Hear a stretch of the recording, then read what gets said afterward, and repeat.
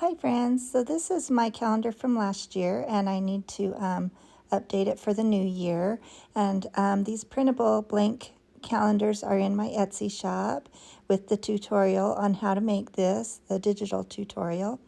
So right now I've already cut out all my calendar pages and stacked them in order, of course, and I've got some clips on both sides.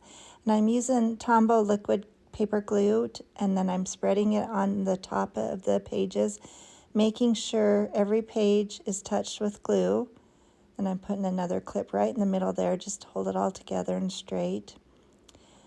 And then I'm putting a new little decorative piece on that one part because it's not going to be 2025 much longer.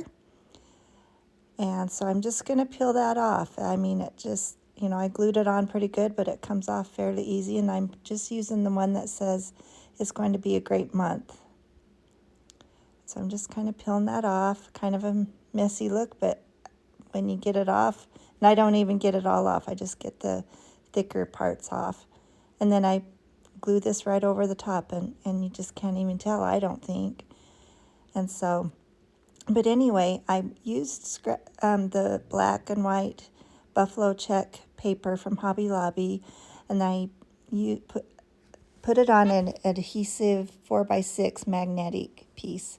And I get these on Amazon. So a 4x6 magnet with the sticky adhesive one side. And then I've got all these printables that are in my Etsy shop, again, along with the digital tutorial. And I'm putting a little bit more glue on the top. I just want to make sure it's glued and, like I said, touches every page. And I've got this little desktop vacuum cleaner. It just picks up all my little paper particles, sawdust when I sand.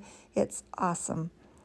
And so now I'm just going to put my pages on. So I'm just gluing the top of the back of calendar page and putting it on there straight.